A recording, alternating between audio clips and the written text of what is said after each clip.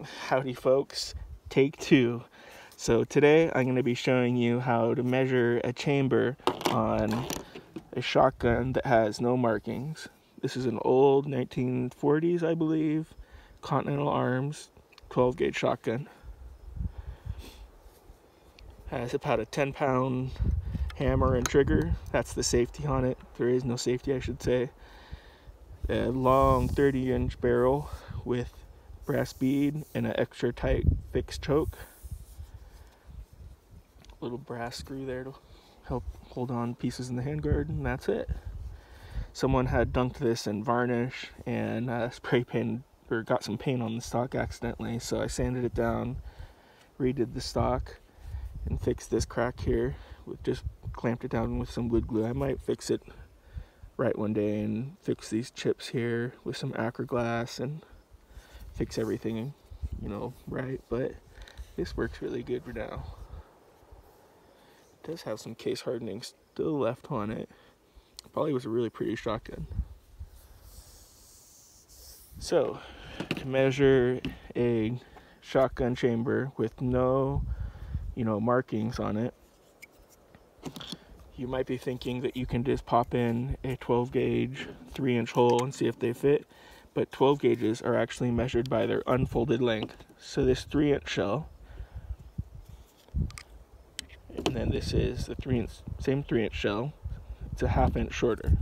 And so it's below the 2 3/4 mark. It's 2.5 inches, folded down. So it will chamber, but once it unfolds, it's gonna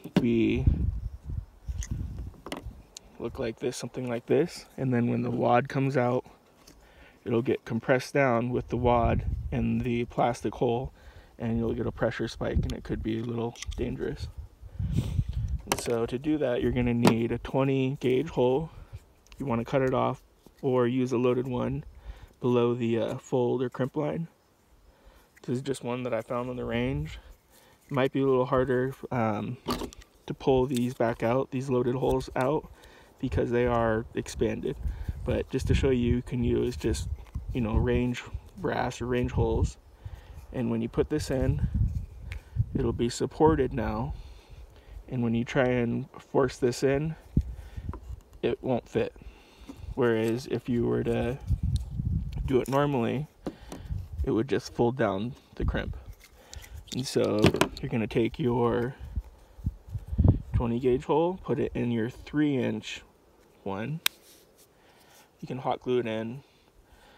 And some of these, where the the forcing cone is on the shotgun, they call these throats on rifles. It has a steep transition or a tapered transition. This one has a steep transition, and I'll show you a second way that you can measure this one. So when you take your 3-inch hole,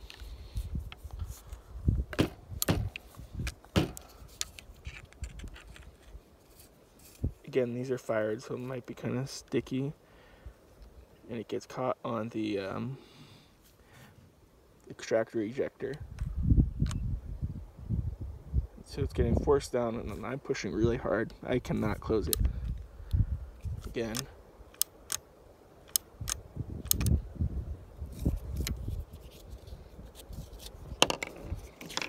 And so it will not chamber the 3-inch holes. But if you noticed, it will chamber the loaded ones.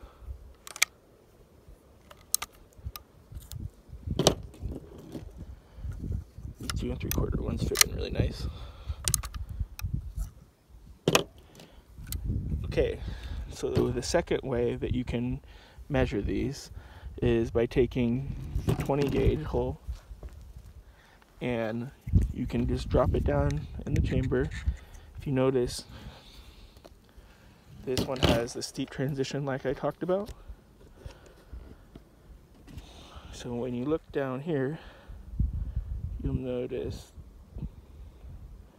that it almost has, a ring right at the back here. But if you look in, I think that is, see there's a steep transition there. So it's almost like a lip.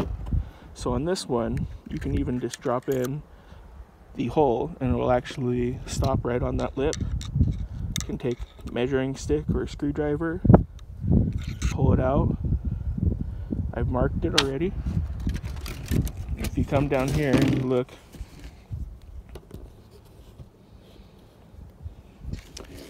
the mark is right at 2 3/4. And so this is a 2 3/4 chamber, and it is not safe to fire the 3-inch holes.